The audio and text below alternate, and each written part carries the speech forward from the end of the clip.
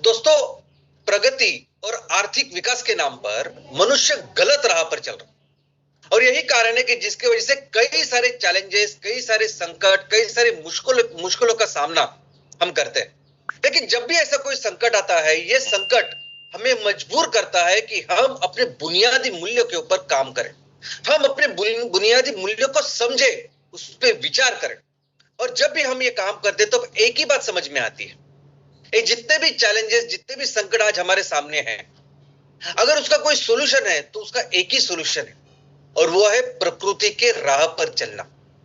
प्रकृति ने इतने करोड़ों सालों से जो नियम बनाए हैं, जिस नियमों के आधार पर ये दुनिया, ये पृथ्वी करोड़ों साल से जीती आ रही है, उसके राह पर चलना ये एकमेव ऐसा सोल्यूशन है कि जिससे हम हमेशा ऐसे संकट, ऐसे मुश्किलों से हमेशा दूर रहेंगे। दोस्तों, कई सारे मुश्किल आज हमारे सामने हैं। रिसेंटली पूरी दुनिया ने, मानवता ने एक बहुत बड़े संकट का सामना किया, वो था कोरोना। और ये कोरोना का जो संकट है, इसने क्या सिखाया हमें?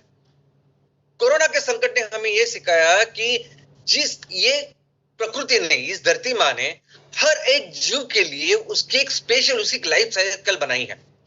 जैसे मनुष्य है, मनुष्य उसकी जन्म होती है, उसका मृत्यु होती है, उसको पूरी जिंदगी वो जिस तरह से जीता है, उसकी एक स्टाइल, उसका एक प्रकृति ने उसकी व्यवस्था की है।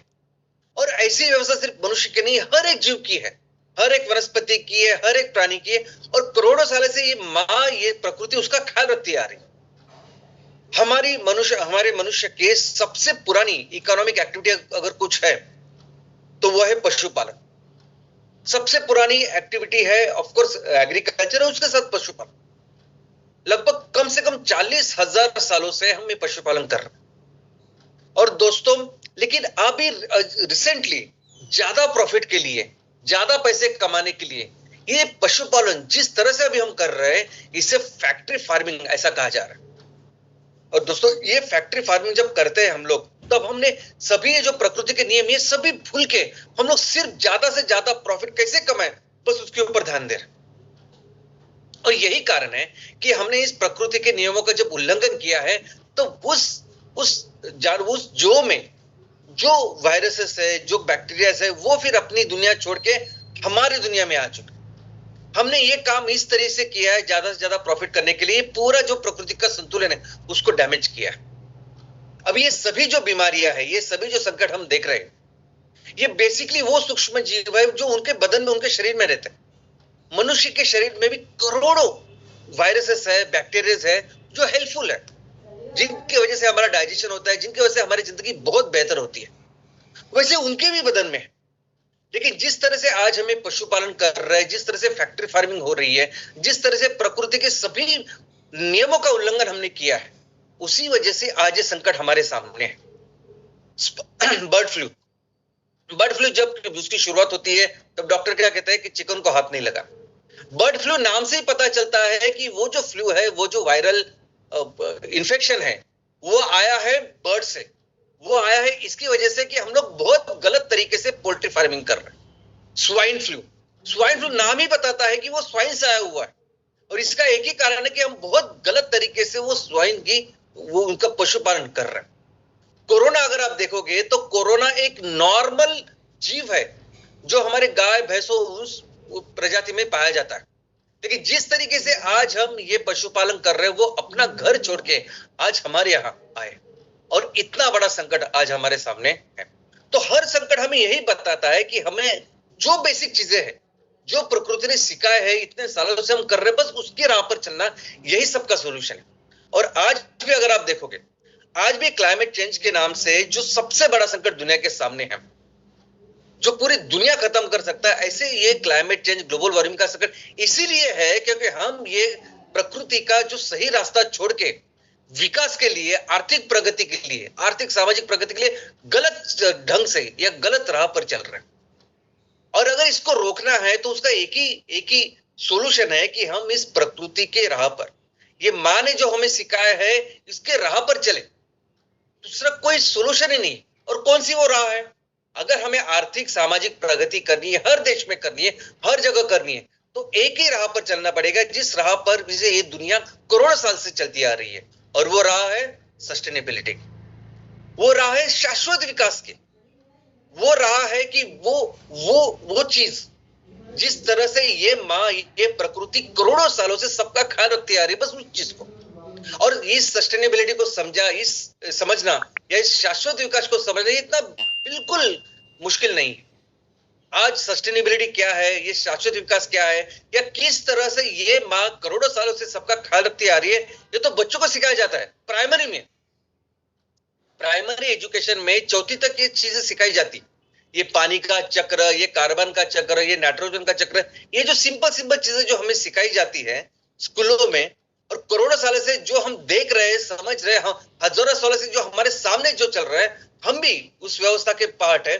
बस उसी को कायम करना है, उसी को आगे लेके जाना, यही तो है सस्टेनेबिलिटी। दोस्तों, सबसे बड़ा प्रॉब्लम यह है कि ये जो सस्टेनेबिलिटी अभी तक चल रही थी, अभी अचानक से ये जो क्लाइमेट चेंज का संकट जो आज हमारे सामने है, उसका बेसिक कारण है ये बिजनेस, उसका बेसिक कारण है ये इकोनॉमी, उसका बेसिक कारण है ज्यादा से ज्यादा प्रॉफिट, उसके पीछे भागना। अभी मैं आपको बोलता हूं कि मनुष्य जिस तरह से अभी इतने सालों से 2 लाख साल से मनुष्य इस दुनिया में है, लगभग कम से कम 10,000 सालों से अभी अलग अलग सभ्यताएं या सिविलाइजेशन, इसका मतलब 10,000 साल से अलग अलग देश है। अभी 10,000 सालों से ये जो सभ्यता, ये जो सिविलाइजेशन चलती आ रही है, तो 10,000 सालों से हमारी जो अलग अलग जरूरतें भी है, कपड़े है, जूते है, घर है, सब कुछ अलग अलग, और 10,000 सालों से हम उसका वो जो पूरी जो चीजें हैं, जो हमारी जरूरत है, वो पूरी होती आ रही है। उसका एक एक एक एरिया था, उसका एक नियम था, जिस नियम से सब होता था। जो जो लोहे का काम कर रहे थे, ऐसी एक कम्युनिटी थी। जो कपड़े का काम कर रहे थे, ऐसी एक कम्युनिटी थी।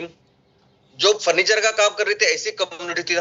तो हर एक जो जरूरत मनुष्य की है, उसके हिसाब से जो इकोनॉमिक एक्टिविटी या वो जो बिजनेस का जो सेक्टर है, वो 10,000 सालों से चलता आ रहा है। ये कोई नई बात नहीं है, लेकिन सिर्फ गलती हमने क्या की, ये 10,000 सालों से ये सब जो काम चल रहे थे, ये सभी अलग अलग जो बिजनेस सेक्टर्स थे, इसके लिए जो रॉ मटेरियल आ रहा था, वो आ रहा था हमारे खेतों से, वो आ रहा था एग्रीकल्चर से, जो सस्टेनेबल वे में आ रहा था। और सस्टेनेबल वे में हमारी जरूरतें भी पूरी होती थी, और सस्टेनेबल वे में वो प्रकृति का भी ख्याल रखते थे। लेकिन सिर्फ 200 सालों में हमने इसको बहुत बिगाड़ के रखा। 200 साल भी नहीं हुए कि हमने ये सभी चीजें, ये सभी रॉ मटेरियल, ये सभी रिसोर्सेज हमने चालू की है क्रूड ऑयल से। हमने माइनिंग चालू की, हमने इस क्रूड ऑयल चालू किया, और इस क्रूड ऑयल को इन सभी बिजनेस एक्टिविटीज का सोर्स बनाया। सभी जो रॉ मटेरियल अभी अलग अलग बिजनेस एक्टिविटीज को आते हैं, इस रॉ मटेरियल से आते हैं। आज फर्नीचर बनते हैं रॉ मटेरियल से, आज कपड़े बन रहे हैं क्रूड ऑयल से, आज कपड़े बनते हैं क्रूड ऑयल से, आज जूते बनते हैं क्रूड ऑयल से, सभी केमिकल्स आ रहे हैं क्रूड ऑयल से। ऐसी कोई भी चीज नहीं है, यहां तक कि फर्टिलाइजर वो भी आ रहा है क्रूड ऑयल से। और जब से हमने ये चालू की, वही सबसे बड़ी गलती की, क्योंकि ये सभी चीज इस्तेमाल करने के बाद जब हम इसको छोड़ देते हैं, तब ये बहुत बड़ा कचरा बन रहा है। ये बहुत बड़ा कचरा बन रहा है, जो उसका विघटन ही नहीं होता। ये ऐसा कचरा बन रहा है कि जो पूरे पर्यावरण में कार्बन फुटप्रिंट बढ़ा रहा है। ये कार्बन बढ़ा रहा है, और जिसकी वजह से भी क्लाइमेट चेंज या ग्लोबल वार्मिंग हो रही है। तो अगर हमें इस सॉल्यूशन को, अगर इसको रोकना है, अगर इससे बाहर निकलना है, तो उसका एक ही सॉल्यूशन है कि हमें फिर से वो सस्टेनेबल वे में काम करना होगा। ये सभी जो इंडस्ट्रीज है, इस सभी इंडस्ट्रीज को सस्टेनेबल जो रॉ मटेरियल प्रोवाइड कर सके, उस पर काम करना होगा। और दोस्तों, इसीलिए मैं कहता हूं कि आने वाले दिनों में भारत दुनिया की सबसे बड़ी अर्थव्यवस्था बनेगा, क्योंकि इन सभी जो बिजनेसेस है, इन सभी बिजनेसेस के लिए जो रॉ मटेरियल लगेगा, वो रॉ मटेरियल कंपलसरी आने वाले दिनों में खेतों से आएगा। दूसरा ऑप्शन ही नहीं है।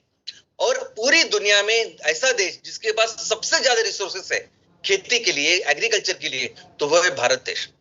हमारे यहाँ इतनी उपजाऊ मिट्टी है जो दुनिया में कहीं नहीं, और उसका कारण है हमारी ये नदियां, जिन्हें हम माता करके पूछते हैं। ये हमारा विशाल हिमालय, जिसकी वजह से इस नदियों का उगम हुआ है। ये सभी किसी के पास नहीं। ये रिसोर्सेज पूरी दुनिया में किसी के पास नहीं है, ना अमेरिका के पास, ना चीन के पास। और ये सब काम करने के लिए जो मैन पावर चाहिए, ऐसा स्किल्ड मैन पावर आज हमारे देश में। इसलिए आने वाले दिनों में इस रिसोर्सेज की वजह से, इस प्रकृति ने जिस तरह से भारत को बनाया, उसकी वजह से भारत फिर से एक नंबर की इकोनॉमी बनेगा। और ऐसा नहीं है कि हम सिर्फ हमारे पास रिसोर्सेज है, हमारे पास इसको सही तरह से उपयोग करने के लिए पर्याप्त नॉलेज भी है, साइंस भी है।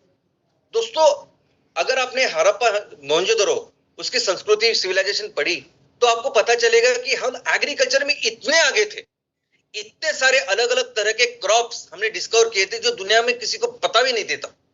सिर्फ अनाज ही नहीं, अलग अलग तरह के फ्रूट्स। इनफैक्ट हड़प्पा मोहनजोदड़ो में वो सभी अनाज रखने की जो पद्धति थी वो भी बहुत ज्यादा विकसित थी, जो कभी किसी दूसरे सिविलाइजेशन में थी नहीं उस टाइम।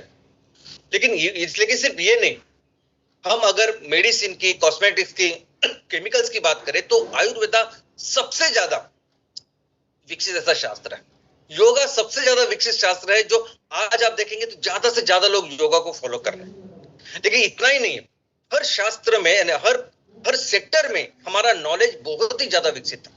इनफैक्ट आज भी अगर आप देखोगे तो केदारनाथ हजारों सालों से वही खड़ा है, लेकिन अभी तक साइंटिस्ट को पता नहीं है कि वो किस मटेरियल उन्होंने बाइंडिंग करके रखा है, किस मटेरियल से उन्होंने ऐसा बनाया कि हजारों सालों के बाद भी केदारनाथ वैसे ही की वैसे। तो हर एक क्षेत्र के लिए, हर एक सेक्टर के लिए एक्चुअली जो नॉलेज चाहिए, रिसोर्सेज तो हमारे पास है ही, तो जो नॉलेज चाहिए वो नॉलेज भी हमारे पास है। और इसी नॉलेज का उपयोग करके आने वाले दिनों में ये देश फिर से नंबर 1 इकोनॉमी बनेगा। दोस्तों, अब ये सस्टेनेबिलिटी कितनी इंपॉर्टेंट है ये पूरी दुनिया को पता चल गया। अभी कोई दूसरा तरीका ही नहीं है इस दुनिया को बचाने के लिए। इसलिए यूनाइटेड नेशन, जो पूरे दुनिया में जितने भी देश है उनका संगठन है, संयुक्त राष्ट्र संगठन जिसे कहते हैं, उन्होंने पूरी दुनिया के लिए वो सस्टेनेबिलिटी के लक्ष्य रखे, जिसे सस्टेनेबल डेवलपमेंट गोल्स ऐसे कहते हैं। 17 ऐसे लक्ष्य रखे हैं और हर देश का वो हर साल रिव्यू होते हैं कि आपने इस 17 लक्ष्य के लिए आपने क्या क्या काम किया। और हर देश में एक नोडल एजेंसी है जो इसके लिए काम करते हैं, जैसे भारत में नीति आयोग है। और ऐसे अगर कोई देश गरीब है, अगर कोई डेवलपिंग है, तो उसके लिए आर्थिक और टेक्निकल दोनों ही सहायता ये यूनाइटेड नेशंस करती है। तो इतना इंपॉर्टेंट बन चुका है ये सस्टेनेबिलिटी को समझना, उसके राह पर चलना। और इसीलिए पूरी दुनिया आज इस सस्टेनेबिलिटी के ऊपर काम कर रही है, उसके ऊपर फोकस कर रही है। लेकिन अगर हमें सच में सस्टेनेबिलिटी रख के राह पर, इस शाश्वत विकास की राह पर अगर दुनिया को लेके जाना है, तो सबसे महत्वपूर्ण है कि हम बिजनेस के ऊपर काम करें। दोस्तों, ये सभी चीज जो बिगड़ी हुई है ना, इसका प्राथमिक कारण है बिजनेसेस। प्राथमिक कारण है कि ज्यादा से ज्यादा प्रॉफिट।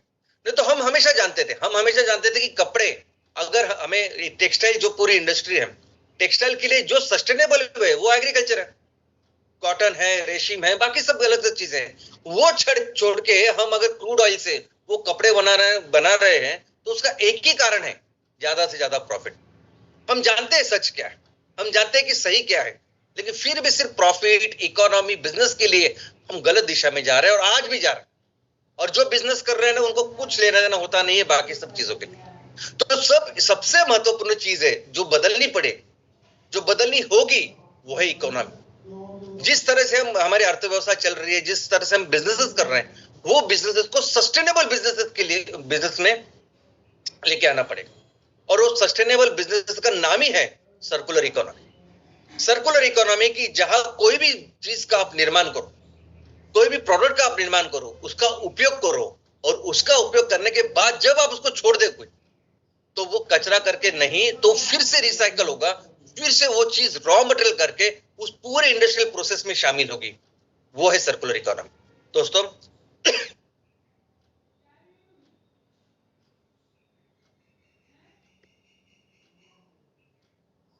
अभी इस क्लाइमेट चेंज को लेके बहुत ही एग्रेसिवली काम करने वाले देश या देश समूह अगर कोई है, तो वो है यूरोप। यूरोप में 27 देश, और जब भी कोई चीज क्लाइमेट को लेके होती है, चाहे वो पेरिस एग्रीमेंट हो, चाहे वो हर साल होने वाला COP हो, जब भी ऐसा कोई काम होता है, तब यूरोप बहुत एग्रेसिवली ये काम करता है। यूरोप ने डिसाइड कर लिया है कि वो पूरी दुनिया का पहला ऐसा खंड बनेगा जो कार्बन न्यूट्रल होगा। और इसलिए उन्होंने 2019 से एक लक्ष्य यूरोप के सामने रखा है और उसे कहते हैं यूरोपियन ग्रीन डील। तो उनका एक ही लक्ष्य है कि इस पूरे यूरोप को, इस 27 देशों को हमें कार्बन न्यूट्रल बनाना है 2050 तक। और इसलिए एक सिंगल चीज के ऊपर वो फोकस कर रहे हैं, और वो सिंगल चीज क्या है? Circular economy. क्योंकि वो जानते हैं कि अगर हमें ये काम करना है, अगर हमें सच में इस यूरोप को या 27 देशों को सस्टेनेबिलिटी की राह पर लेके जाना है, तो हमें कंपल्सरी एक ही चीज के ऊपर काम करना पड़ेगा, और वो है सर्कुलर इकोनॉमी। दोस्तों, आज जो अर्थव्यवस्था है, आज जो बिजनेस हम कर रहे हैं, उसे कहते हैं लीनियर इकोनॉमी। यानी क्या होता है उसमें? तो उसमें हम माइनिंग करते हैं, माइनिंग से हमें जो किसी भी इंडस्ट्रियल प्रोसेस के लिए जो भी रॉ मटेरियल हमें चाहिए, वो रॉ मटेरियल हम लोग निकालते हैं। ऊर्जा हो, क्रूड ऑयल, सब कुछ माइनिंग हमारा मेन सोर्स बन गया। और वो निकालने के बाद फिर हम वो प्रोडक्ट तैयार करते हैं, प्रोडक्ट का इस्तेमाल करते हैं और उसको छोड़ देते हैं। और उसको छोड़ देने के बाद वो प्रोडक्ट बन जाता है वेस्ट, कचरा। और वो वेस्ट फिर हम लोग डाल रहे हैं एनवायरनमेंट, पर्यावरण। फिर से अगर नया प्रोडक्ट बनाना है, तो फिर से हम रॉ मटेरियल के लिए फिर वो माइनिंग करते हैं, फिर से वो रॉ मटेरियल तैयार करते हैं, प्रोडक्ट तैयार करते हैं, और फिर से वेस्ट तैयार बनता है उस प्रोडक्ट को इस्तेमाल करने के बाद, और वे वेस्ट हम कचरे में डालते हैं, वो पर्यावरण में डालते हैं। और यही वेस्ट, ये कचरा फिर पर्यावरण में ज्यादा से ज्यादा कार्बन उत्सर्जन कर रहा है, ज्यादा से ज्यादा कार्बन फुटप्रिंट बढ़ा रहा है, कि जिसकी वजह से आज एक क्लाइमेट चेंज का संकट हमारे सामने है। लेकिन सर्कुलर इकोनॉमी क्या है? सर्कुलर इकोनॉमी यानी वो प्रकार की अर्थव्यवस्था कि जिसमें जब भी आप रॉ मटेरियल लोगे, जब भी आप प्रोडक्ट का निर्माण करोगे, और वो प्रोडक्ट का उपयोग खत्म होने के बाद, उसका जीवन चक्र खत्म होने के बाद जब आप उसको छोड़ोगे, तो वो प्रोडक्ट फिर से रिसाइकल होता है। वो प्रोडक्ट शायद फिर से उस डिसइंटीग्रेट होगा, उसके अलग अलग पार्ट बनेंगे, और वो फिर से रॉ मटेरियल करके उस पूरे बिजनेस प्रोसेस में फिर से आएंगे। तो सर्कुलर इकोनॉमी वो इकोनॉमी होती है कि जहां कोई भी बाय प्रोडक्ट नहीं होता, कोई भी वेस्ट नहीं होता, कोई भी चीज जो आप बनाते हैं वो चीज फिर से रिसाइकल होती है, जैसे कुदरत में होती है, प्रकृति में होती है, और फिर से उस इंडस्ट्रियल प्रोसेस में, उस मैन्युफैक्चरिंग प्रोसेस में उसका उपयोग होता है। तो इस तरह से काम करना, सस्टेनेबल वे में काम करना, ये है सर्कुलर इकोनॉमी। और पूरी दुनिया में अभी करोड़ों सालों से जो काम चल रहा है, वो बेसिकली इस लेवल पे चल रहा है। कोई भी चीज हो, कोई भी वस्तु, वनस्पति, प्राणी हो, हर चीज उसका इस्तेमाल करने के बाद उसका डिसइंटीग्रेशन होता है, उसका जीवन चक्र खत्म होने के बाद उसका डिसइंटीग्रेशन होता है। और हर एक चीज का डिसइंटीग्रेशन करने में, उसका रिसाइकल करने में सबसे महत्वपूर्ण अगर कोई काम करता है, तो वो है हमारे माइक्रो ऑर्गेनिजम्स, वो है हमारे सूक्ष्म जीव। ये सूक्ष्म जीव हर जगह होते हैं, ये हमारे बदन के अंदर है, हमारे स्किन के ऊपर है, ये मिट्टी में है, करोड़ों की तादाद में है। और ये वो एजेंट है सस्टेनेबिलिटी के, कि जिसकी वजह से हर चीज रिसाइकल होती है इस दुनिया के ऊपर। इनफैक्ट आज भी अगर हमें हमारे कचरा जो हम जिसे कहते हैं, उसको भी रिसाइकल करने के लिए बहुत बड़ा रोल ये प्ले कर सकते हैं। आज कचरे की जो बड़ी समस्या आज हमारे सामने है, उसको किस तरह से, यानी इंक्लूडिंग प्लास्टिक, रबर, अगर इनको करना है, तो कई सारे ऐसे सूक्ष्म जीव है, उनके ऊपर अगर हम काम करें, तो उनके पास वो एबिलिटी है कि कंटिन्यूअसली वो उसको रिसाइकल कर सकते हैं।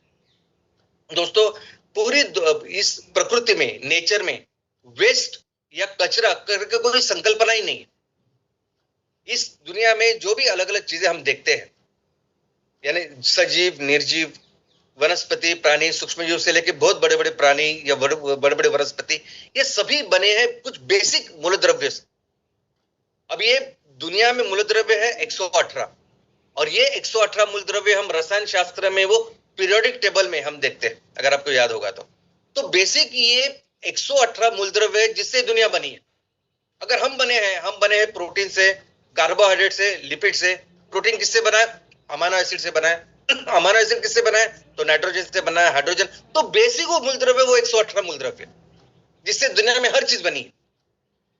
और ये हर तरह का मूलद्रव्य, ये जो है वो इसका उपयोग होता है, उससे चीज बनती है, और वो चीज खत्म होने के बाद फिर से रिसाइकल होता है। और हर एक मूलद्रव्य के बारे में ये ऐसा होता है। और करोड़ों साल से ऐसी व्यवस्था है, करोड़ों सालों से इस प्रकृति में वेस्ट या कचरा करके कोई संकल्पना ही नहीं है। हर एक मूलद्रव्य, हर एक चीज इस प्रकृति में करोड़ों सालों से रिसाइकलिंग हो रही है, उसका उपयोग हो रहा है। और दोस्तों वैसा ही काम हमें अपने तहसील में करना है।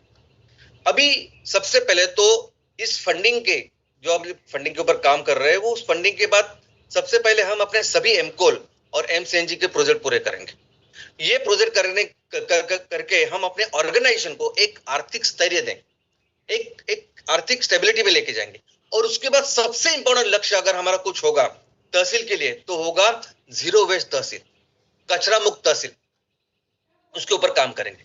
और इसका मतलब क्या कि कचरा मुक्त तहसील का मतलब ये नहीं है कि हम अपने तहसील में जो अलग अलग तरह का कचरा है, सॉलिड वेस्ट, उसको साफ करेंगे और अल्टीमेटली वो कचरा जाएगा म्युनिसिपैलिटी के पास, वो जाएगा डंपिंग के पास, लैंडफिल के पास। नहीं, बिल्कुल नहीं। हमें अपने तहसील को जीरो वेस्ट या कचरा मुक्त तहसील करना है तो उसी तरह से काम करना है जिस तरह से प्रकृति काम करती है। हमें अपने तहसील का हर तरह का जो कचरा होगा ना उसको 100% रिसाइकल करना। दोस्तों ये कचरा जो है, ये करने के लिए हमें ये कचरा जहां से तैयार होता है, सोर्स, हर घर, इंस्टीट्यूशन, उनके साथ मिलकर काम करना है। और उसमें हर दिन वही कचरा, जिस तरह जो अलग अलग तरह के कचरे हैं ना, वो अलग अलग तरह की एक लिस्ट बनानी पड़ेगी कि हमारे तहसील में इतने सारे कचरे हैं, और वही कचरा डेली हमें कलेक्ट करना है जो 24 घंटों में जो खराब होता है, डिसइंटीग्रेट होता है, जिसकी बदबू आती है, जैसे किचन वेस्ट और फूड वेस्ट। ये कचरा भी जब हम हर दिन डेली बेसिस पे लेंगे, वो भी हम कहीं सार्वजनिक जगह पे हम लोग सभी कचरा लाके उसका मैन्योर बना के उसमें जो जीवन मूल्य है, वो सभी जीवन तत्व हम उसको रिसाइकल करके, मैन्योर करके फिर से जमीन को दे सकते हैं, फर्टिलाइजर करके जिसका इस्तेमाल कर सकते हैं। तो वो हुआ गीला कचरा जो हर दिन लेना जरूरी है। उसके अलावा बाकी सभी जो कचरे हैं उसका हम एक वर्गीकरण करके हम उसकी साइकिल डिसाइड कर सकते हैं। कई तरह के ऐसे कचरे हैं कि जो हफ्ते में एक बार या 15 दिन में एक बार हम ले सकते हैं, जिसमें प्लास्टिक है, रबर है, हमारे जूते हैं, हमारे कपड़े हैं, कई तरीके, यानी इवन ड्राई जो लकड़ी वगैरह है या फर्नीचर है, ये सभी चीजें। अभी देखिए कि हमारे यहाँ जो न्यूज़पेपर आते हैं उसकी रद्दी हम बनाते हैं, और वो रद्दी हम महीने में एक बार हम कबाड़ी को देते हैं। हमें भी ऐसा करना है, जो अलग अलग तरह के जो कचरे है, जो सोर्स के लेवल पे उसका वर्गीकरण करके उसको लेना है। और ये जो कचरा है जिसको हम कलेक्ट करेंगे, इसके बहुत अच्छी इकोनॉमिक वैल्यू है। ये कचरा जब हम कलेक्ट करेंगे तो इसको खरीदने के लिए रेडी मार्केट अवेलेबल। आज हर इंडस्ट्री काम कर रही है सस्टेनेबिलिटी रिसाइकलिंग के ऊपर। बहुत सारी इंडस्ट्रीज है कि जिनके लिए ये रिसाइकल्ड जो रॉ मटेरियल है उसके लिए रेडीली तैयार है। तो हमारे पास रेडी मार्केट है, एक बहुत अच्छा रेवेन्यू का निर्माण होगा इससे, इन सभी चीज से। और इसका फायदा हम कस्टमर्स को भी देंगे। जब कबाड़ी हमसे रद्दी लेता है, न्यूज़पेपर लेता है, तो पैसे हमें भी देता है, और बाद में वो रद्दी लेके वो किसी को बेचेगा रिसाइकलिंग इंडस्ट्री के लिए। बस वैसे ही काम हर एक चीज के लिए हम कर सकते हैं। ई वेस्ट से लेके जूतों तक, कपड़ों तक, हर चीज हम बेच सकते हैं। इस तरह से काम करना है। और सबसे अच्छी बात यह है कि इस पे बहुत बड़ी एम्प्लॉयमेंट जनरेशन होगी, बहुत बड़ी, हम सोच नहीं सकते। रेवेन्यू भी जनरेशन होगा, लोगों को काम भी मिलेगा, और पूरा तहसील हमें जीरो वेस्ट करना है, उसी तरह जैसे प्रकृति करती आ रही इतने सालों से। इनफैक्ट हमें इस तहसील में सर्कुलर इकोनॉमी का निर्माण करना है, वही तत्व जो प्रकृति इतने सालों से करती आ रही। दोस्तों आज दुनिया में अगर आप देखोगे तो दुनिया में फिगर है कि 100 बिलियन टन हर साल इतना कचरा तैयार होता है। अभी ये भी फिगर बहुत कम है, क्योंकि हमारे देश की बात करें तो हमारे देश में सिर्फ शहरों में जो म्युनिसिपैलिटी है वही कचरा कलेक्ट करते हैं। गांव में तो हम देखते ही नहीं कितना कैसे हो रहा है। शहरों में भी जो ऑन एन एवरेज जो फिगर है वो है 70%, यानी जितना कचरा तैयार होता है शहरों में सिर्फ 70% कचरा कलेक्ट होता है। ये ऑफिशियल फिगर है। बाकी 30% है, उससे भी ज्यादा कचरा फिर नदी में डाला, नाले में डाला, आजू बाजू डाला, ऐसे ही होता है। अब ऐसे जगह में ये जो कचरा की जो फिगर है ये इससे बहुत ज्यादा हो सकती है, और इसमें से सिर्फ 10% दुनिया में जो कचरा है वो रिसाइकल हो रहा है। 90% कचरा, 90% कचरा आज पर्यावरण में जा रहा है। पर्यावरण को बहुत बुरी तरह से वो नुकसान पहुंचा रहा है। बहुत बार इस कचरे को हम जलाते हैं, जो सबसे बड़ा क्राइम है, क्योंकि इसको जलाने के बाद जो वायु तैयार होते हैं, जो गैसेस तैयार होते हैं, वो कार्सिनोजेंस है। दोस्तों इतने भयानक है कि इसके संपर्क में अगर हम लोग आएंगे तो हमें कैंसर होता है। या अगर कार्बन की बात करें तो इनकी जो ग्रीन हाउस गैस की वो जो एबिलिटी है वो बहुत ज्यादा है, कार्बन डाइऑक्साइड मीथेन से भी ज्यादा खतरनाक है वो इस क्लाइमेट को गर्म करने के लिए। तो ये चीज हमें रोकनी है। तो अभी पूरी दुनिया इस सर्कुलर इकोनॉमी के ऊपर काम कर रही है, क्योंकि दूसरा भी ऑप्शन ही नहीं है। वो देख रहे हैं कि किस तरह से हम ये कचरा कम करें, किस तरह से प्रकृति का ख्याल रखें, क्योंकि अभी संकट बहुत ही ज्यादा बढ़ गया है। तो कई सारी संस्थाएं, कई सारी इंडस्ट्रियल हाउसेस, नेशंस, ये सब इसके ऊपर काम कर रहे हैं और इसको लेके फिर कई सारी संकल्पनाओं का जन्म हुआ है। सबसे पहले एक संकल्पना है वो है क्रेडल टू क्रेडल। अभी क्रेडल का मतलब है पालना। पालना होता है जिसमें बच्चे को हम रखते हैं, नवजात शिशु को रखते हैं। तो हमारे जो कहावत क्या है, जन्म से लेके मृत्यु तक, यानी पालने से लेके कब्र तक। तो ऐसे हर इंडस्ट्री में आजकल ऐसे ही चल रहा है, क्योंकि वो होने के बाद, प्रोडक्ट का इस्तेमाल होने के बाद वो निकाल दिया जाता।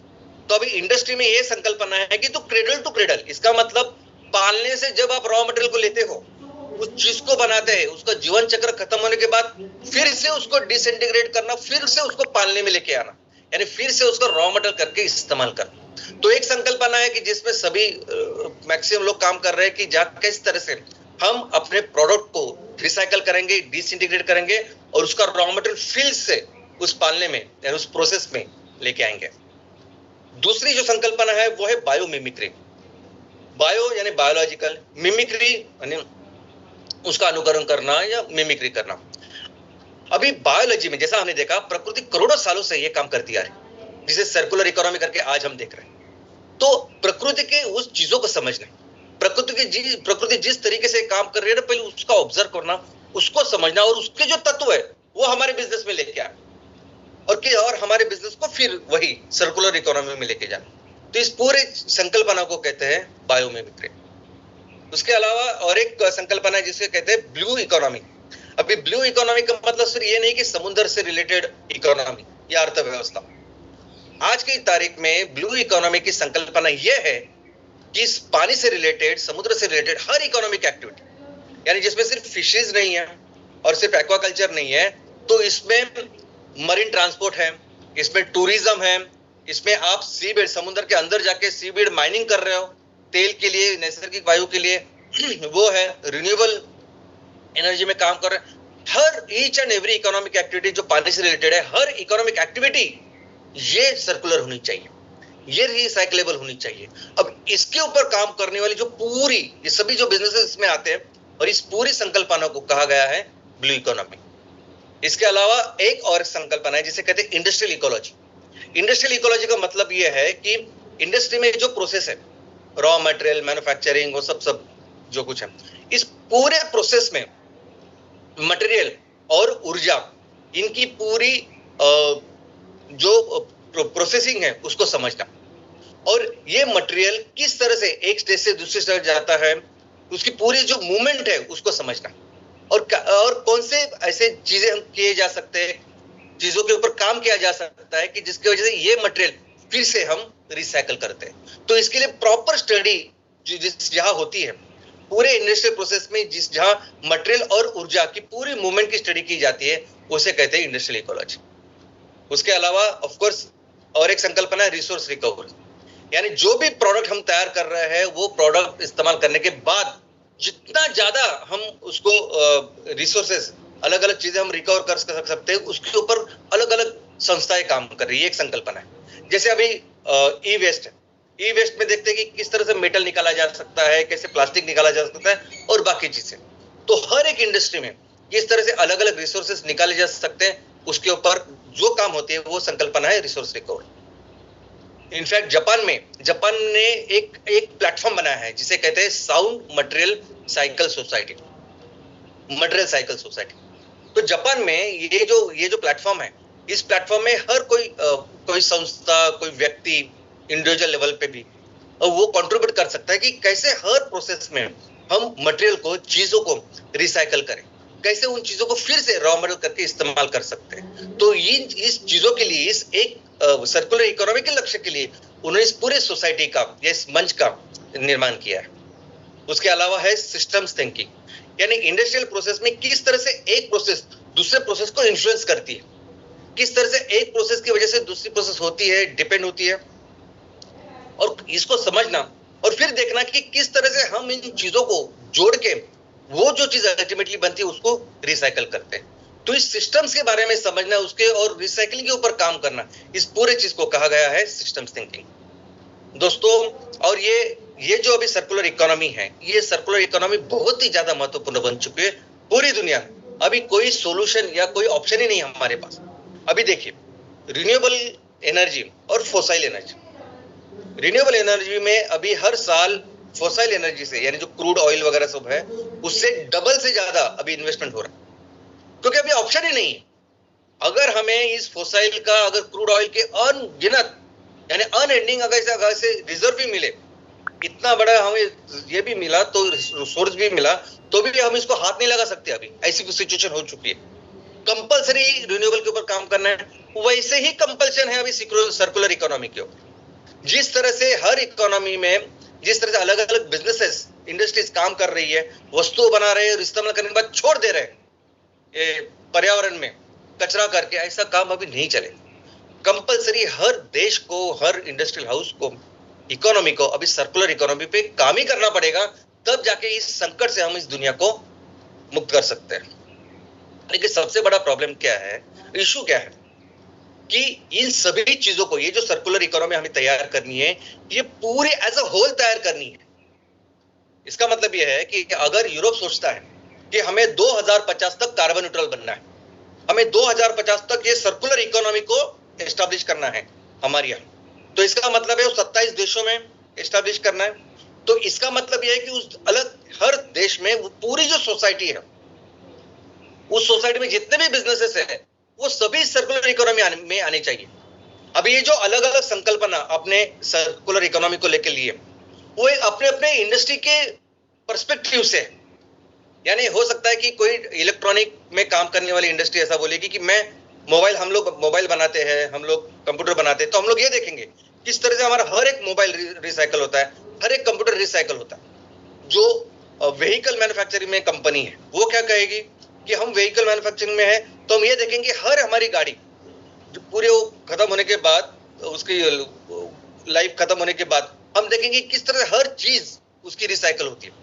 लेकिन बात सिर्फ एक दो ऐसे इंडस्ट्रियल हाउसेस की नहीं है।